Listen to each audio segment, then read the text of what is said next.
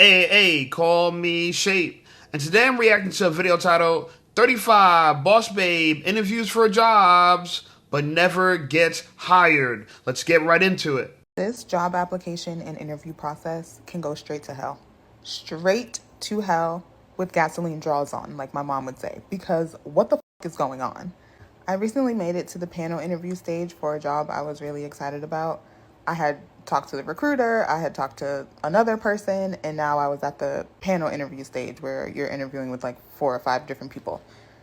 We're kikiing, we're laughing, we're having a great time. We're talking about the role, we're talking about my experience. I'm asking them great questions, they're asking me questions, I'm answering them, we're bouncing back and forth.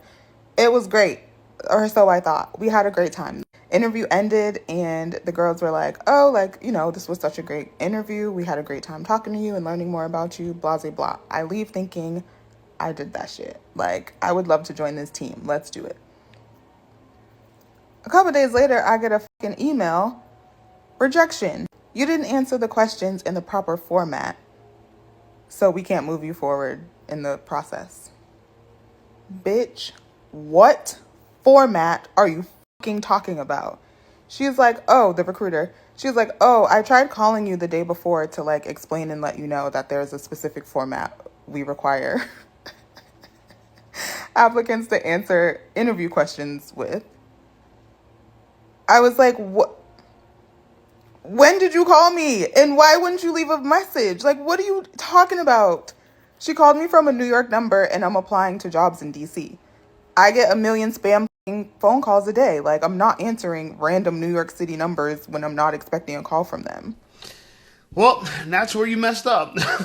If you're looking for a job, you got to answer your phone. You don't know if the job is calling and you don't know how they're calling. But you know how women are. They're so used to rejecting things. Oh, I don't need this. Oh, spam this, spam that. Turns out that you're the one getting rejected now. Okay, so you had a panel interview and you thought you were kiki and having a good time. Well, it turns out you were just practice. Yeah, you were just practice for the interviewer so they could practice their interviewing skills. Yeah, you're going to go down a group of people who just on the conveyor belt helping the people that actually have a job improve their skills. Yeah, that's what they did. You couldn't get a job, and chances are she's not qualified. She should have answered the call, but she expects everybody to bend over backwards for her. Typical. Now, here's her at another interview process. I guess she thought this went pretty well. Take a look. I just finished an interview, and I think it went well. This time I was aware of the star format requirement. They made it very clear. I studied and I practiced and I prepared, so I think I did well. The first question she asked it kind of weird, so I answered it kind of weird, and I didn't fully hit the star format. But otherwise, I hit those star format questions. I got the right answers, you know what I'm saying? STAR, baby. Let's go. I did that shit, so we'll see. That was like the second round interview, and if I do well, I'll go again to the third round interview, which is like 5 different people all back to back, which will be absolute hell. But yay, job market. You know, it's funny to me because just looking at her, she looks greasy. Okay, now, supposedly the job interview wasn't in person, it was over the phone, so she could look greasy as hell, goofy as hell. But part of the things about interviewing well is feeling good about yourself. If you woke up right out of your sleep and get ready for a job interview without prepping yourself, even though you're on the phone, it's kind of conveyed that message through your tone, through your how you speak, right? Like, I used to be a person, I used to do real estate, right? I'm a licensed real estate agent in New Jersey. And we used to call dialing for dollars, right? Making phone calls, trying to call for opportunities, lead generating, right? And I should wear a suit in my apartment doing it because I knew I was going to feel more professional, I was going to feel better, and so I was going to talk better, communicate better, okay? So this idea that she's going to roll out of bed in this like oversized t-shirt, hair all messed up and interview well, I don't think so, okay? But black women, y'all do all types of stuff and y'all don't have to. I feel for you, okay? I feel for you. Anyway, here's a woman talking about broke men and gold diggers. What's so funny about this is that there are more broke women than broke men, but we always know they're trying to shame the broke men. Let's listen to what she has to say. I wish I had the confidence of a straight, broke man who's terrified of being used for money that he doesn't even have. As a divorce lawyer, I've watched men come into court talking about gold diggers while driving a car with 3 hubcaps and a suspended registration. The paranoia some men have about being taken advantage of financially would be a little bit more believable if they even had finances to begin with. But what's actually really wild is how many women accept it. We shrink our dreams, dim our ambitions, and settle for potential, all to prove that we're not in it for the money. It's like women have to earn the right to receive, and meanwhile, some man has a mattress on the floor and is out here demanding submission. Wanting financial stability is not gold digging, it's called adulting. You can want love and still require a man to come to the table with something other than just vibes and a body count. The problem isn't that women want too much, it's that men think providing anything, effort, security, reliability, means they're being exploited. And meanwhile, women are out here building entire empires with someone's son who doesn't even know how to schedule a dental cleaning. The fear of being... You're out here building entire empires? What lie are you living underneath? Oh, building entire empires. Where? Listen, ladies, look, I get it. You guys fall for the marketing rhetoric. You guys fall for the media. I believe that women are just building all these companies, but we just seen that women are getting fired more than anybody else in the marketplace. Why? Because AI are replacing a lot of these admin jobs that you guys got. Okay? Self-checkouts replacing a lot of cashier jobs that you guys got. So this idea that men only bring vibes and body count, lady, that's all women bring. And look, I'm not sticking up for men because I'm a man. I'm just trying to say the irony of you saying this. Now, to your original point saying that broke men are so paranoid, someone's going to come for their money, they don't even got the finances. First of all, if you think he don't got finances and you say you're in it for stability, then why you're dating him? That's one. Two, yes, a man who has $40,000, $50,000 a year has to worry about gold diggers because he can't afford to take a $10,000 hit. Shannon Sharpe just lost $24 million to a Only Scams model, and he is not going to feel it because he still has millions. But if a man lost $10,000, $3,000, $4,000, $5,000, that's a major hit to a lot of men. Mind you, 70% of Americans don't have $1,000 for an emergency. So I don't want to hear this crap that's all men are so broke. Anyway, I thought this video was interesting as well. Take a look. Y'all, I just seen the weirdest video on TikTok, and this is why I say women, birds. So basically, this girl, she made a video. She was like, when you feel bad that it's girls' night out and you're the only friend that doesn't get hit on by any man, but you realize it's because guys are lusting after them.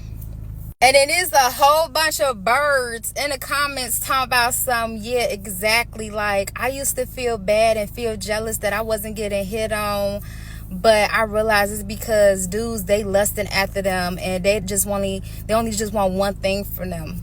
Gee, y'all have a problem. You have a problem. And the fact that it's a whole bunch of females trying to make themselves feel better in the comments talking about exactly that. Like, the fact that you feel jealous or feel some kind of way because a man not hitting on you when you go out and your friends getting hit on, that means you're insecure. If you had internal validation, you wouldn't even be peeping stuff like that. You wouldn't even be caring about stuff like that because you know that you that. And it's like women put themselves in competition in a sense because you basically trying to make it seem like, oh, you know, the dudes, they just want to F them. First of all, when a man approaches a woman, he don't know you. So how he gonna like you? He's attracted to you. And 9 times out of 10, 99.9% of the time, when you have a man on your line, like you got hundreds of dudes in your DMs trying to get on that, they want to crack. That's most of the time. Like, so you think that if one dude hit on you that night, that means he wanted to take you serious. Y'all are slow. Very slow. They're very, very slow. And she's an attractive woman. Shout out to this attractive woman. I know you guys are going to say, yo, Shape, you say every girl's pretty. Well, look, I actually find women attractive. Maybe you find men attractive, okay? That ain't got nothing to do with me. Keep it over there, dog. Keep it over there. Now, I like her point. Women, y'all make a bunch of excuses for why men don't hit on you. You're coping, oh yeah, he just want to crack my friends. He just want to smash my friends. But me, oh yeah, that's why they're not hitting on me. As if them want to crack your friends is a diss to your friends. He want to crack your friends because your friends are attractive. He don't want to crack you because you're not attractive. You're fugly. You're fugs. That's why you're not getting hit on. And that's okay. Somebody got to be it. I know you're upset that it's you. But the proof is in the pudding. Now, this video is going viral because so many women can relate to that. Another girl hating on them because your friends, because they're getting more male attention than you. Making them mad, okay? It is what it is, okay? It is what it is. Anyway, I thought this video was interesting as well. Take a look. And one thing I never fell for when it came to niggas was a nigga saying, oh, I was just using her. Or she was giving me money. I didn't really fuck with her like that. I was just using her. You know, it wasn't even like that. Shut the fuck up. Shut the fuck up. Because I would never believe a nigga that tells me no shit like that. You liked her. And it's okay. Like, it's okay to say that. You liked her. You loved her. You was fucking with her. Okay? But, like, I don't see why they resort to, like, having to, like, belittle a woman or, like, put a woman down. Like, oh, yeah, I was using her. You know, she was doing this or that for me. Like, and then as a man, why do you even feel comfortable leeching on a woman? Why do you even feel comfortable voicing that and expressing that you was, like, needing to rely on a woman? But, like, instead of saying it in that way, like, oh, she was helping me become a better person, or, you know, she motivated me, she helped me get a job, she helped me do this, she helped me do that, I was using her. She was giving me money. I wasn't fucking with her like that. Like, y'all just be lying. Never believe a nigga when he tell you that. I'm letting you know.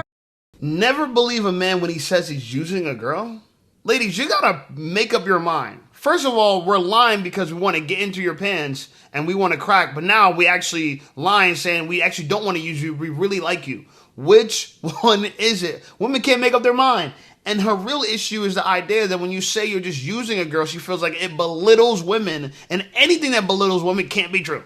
It can't be true. It can't be true that this girl had a car, she had some money, you needed to get around, you needed to borrow a car. That just can't be true. There's no men actually doing it. Those men actually like those big women, those BBW girls who got money, an apartment, and a car. They're not using them. They really want to be with them.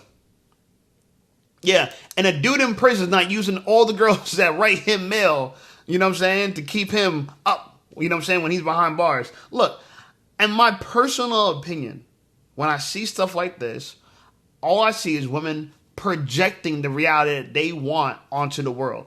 Their opinion doesn't reflect the world. Everything they're saying is a projection onto the world. She wants it to be every man genuinely likes a woman. He don't want to just crack. Okay? And she thinks we're delusional, not her. Okay? She thinks we're delusional. Anyway, here's a woman. I think she makes an incredible point. Take a look. Hey, listen up, Shape Squad. Are you tired of being ignored by women? Well, download my free ebook, Be Attractive and Shut Up. It's going to teach you how to master attraction, build unshakable confidence, and win with women without words. Because chances are you're not ugly, you just talk too damn much. So download my free ebook, Be Attractive and Shut Up, and take control of your dating life right now. Now let's get right back to the content. Probably gonna get shade for this, but screw it. If you have a partner and you let yourself go, that is not only disrespectful to yourself, that is disrespectful to your partner. And I'm not just talking about like vanity or aesthetics here, although I do think your partner is allowed to say, I am not physically attracted to you. You're allowed to say the same thing. That's not the conversation I'm having though. The conversation I'm having is about your standards, your effort, and your intentionality. Because if you are blessed enough to have someone that you love, that you are living life with, that you are building a life with, that you are planning life with, you're doing this together as a team, and you say, no, I'm not going to take care of my body. I'm not going to move. I'm not going to exercise. I'm not going to eat well. I'm not going to take care of my mental, emotional health. I'm not going to focus on my personal growth. No, they're going to love me regardless. Do you realize how disrespectful that is? Do you realize what that says? Do you realize that that says, without saying it, I don't care. I don't care if I'm not around for a good time and a long time with you. I don't care if I'm not around to raise our children or raise our grandchildren healthily. I don't care what I put you through later in life because I didn't put the reps in and make the hard choice now so later could be a little bit easier. It says, she don't care that she's overweight, out of shape, and undesirable. She don't care that when you roll over on bed, she don't want to sleep with you.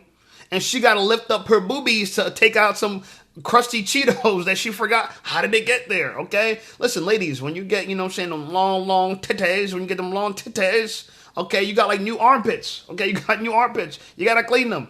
Anyway, I think it is disrespectful to gain weight. As women, think about it. If you're a big girl and you gained weight, it is disrespect. It is disrespectful. I like that. Yeah. Don't you dare disrespect me and gain weight. Yeah, even after you have kids. I just put out a post about an NFL player who had his 14th child with his wife. And one of the things I didn't expect, but I seen it in the comments was, and a man said, and look at her, she's not 300 pounds. And I was like, oh, that's a good point. She's still in shape out of 14 kids, but you girls will have one child and then become Sasquatch and look at us like, oh, well, I had kids. It's the baby weight. No, it's disrespect. You don't respect yourself. You don't respect me. So get out. Get out. Okay? Throw those big girls out. They don't respect you. Anyway, here's a woman who says you should lie to men. Now, last couple girls said men lie all the time. Now she's saying you should lie to men. That's what I'm trying to say. Women advice is never consistent. It's never consistent. Women's advice on TikTok. So it got women all confused. And y'all say the red pill's bad? TikTok is bad for dating. Take a look. I don't know if anyone's told you this, but the truth is overrated. I want you to go out there and lie to these men. The next time you go on a date or you have a conversation with someone you are considering romantically, when it comes to the topic of your exes, or any man that's been in your life, even platonically, as far as he's concerned, you have been treated like an absolute princess. You have never been treated badly. You've never been cheated on. You've never been made to feel second best or that you weren't enough. Everyone sees your worth and treats you accordingly. And you do not put up with shit. And you might be thinking, oh, well, if they all treat me well, then why are they my exes? Well, when the question comes up of why things never worked out in the past, you're going to say, we were in different places, we wanted different things, or we weren't as compatible as we first thought. But he treated me very well. I was treated with a lot of respect. But I know my worth, I know what I want, and I know when it's time to walk. And this is going to show him that you know your worth, you have boundaries, you have standards, and you do not put up with less than what you deserve. And if you are not getting what you want, you are out the door. When you tell people you haven't been treated well, or that you're a ride or die and you've put up with a lot, or you really gave someone loads of chances, this just sends the message that you are someone that keeps seeing the best in people and keeps putting up with shit, and you do not prioritize your own feelings for the sake of making something work, which gives the impression of desperation. Like you just really want this to work, so you're going to put so much energy in when you clearly aren't being treated well. And if you've accepted that in partners before, what's stopping you from accepting it again, especially when feelings are involved? And when he knows this, I don't care how good of a person he is or not, subconsciously or consciously, this information is going to affect the way he sees you and his impression of you. As much as they... Nope, that's where you're wrong. Lying to men is not going to change the way we see you. Lying to women is going to change the way she sees you. Absolutely. She's going to see you differently if you lie to her. But lying to men won't work. We're going to know that, yeah, she's full of shit. She's full of shit. And if we want to smash him and we feel like we're close to smashing, we're just going to go along with it. Yeah, we're going to go along with it. This is why me personally, and I don't even want to know, but I don't ask girls their body counts. Because one, yeah, they're probably going to lie. Two, whatever number they say is too much. It's too much. Whatever number said. I dated a girl who had a body count of 1 when I met her. And it was still too much. I still thought about that nigga all the time, okay? Men, we have what's called retroactive jealousy. We're still wired to prefer virgins. We just accept logically and rationally that virgins are so far in like, there's like zero. There's like virtually no virgins on our planet, okay? Women are losing their virginities before they're even born. It's so weird right now, okay? That's how promiscuous women are nowadays, okay? They're losing their virginities before they're even born. How do you do that? I don't know how, but that's how much thought culture is in the culture now. Now, so I'm saying this to women, right? If you lie and we catch you in your lie, you did yourself. You didn't do yourself a favor, okay? You messed up, okay? And on top of that, this girl, she might get away with lying because she's pretty, but a lot of you girls are average looking girls. It's not going to work, okay? And if you're attractive, you don't have to lie. You can just don't tell. Don't tell, okay? Talking about lies, here's a girl who had to face the truth. Take a look. So the other night, I was at my friend's house, and there was a very, very handsome man there. And I sat down and started talking to him, and he said some things that were shocking. So I'm 35, he's 33, and we stumbled upon the topic of what are the ages of people that you would date. And I'm over here like, the youngest I would date currently is 30. And to me, that's pushing it. Like, that's still a little too young at my ripe years of 35 years old. And this man says to me that he would date a woman who is 20 years old. He's 33. It's shocking to me that it's shocking to you that a 33-year-old man would date a 20-year-old woman, but you can hear it in how she explains it.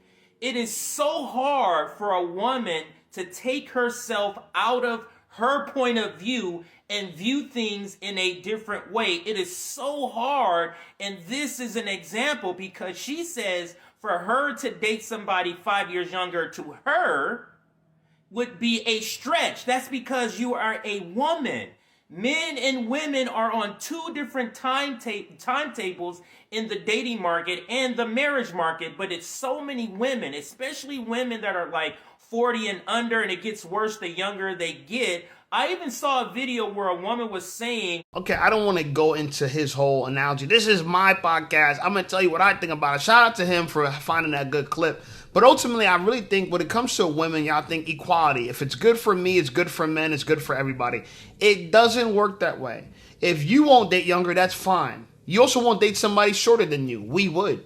Men and women, we don't have a symmetrical things we want when it comes for our partners. We don't. There's asymmetrical attraction, okay? You want one thing, I want another, okay? You want a man that's strong. You want a man that has, you know what I'm saying, can get an erection. I want a woman that's soft. I want a woman that can get wet, okay, and have children. We want different things fundamentally, so expecting us to look and date the same way is not true. And the real problem here is that she's 35 years old and she doesn't want to feel like she hit the wall. She wants to feel like she's just as desirable, or if not, she actually wants to feel more desirable than a 20-year-old because in her mind, she's experienced life. She knows herself because men should date women that know themselves. We don't want to date a woman who we could guide through life. We want a woman who's being guided through life by other men, and we think that's better. Because that's what women think. Okay, you want somebody experienced, we want somebody inexperienced. Please understand us. Please understand us.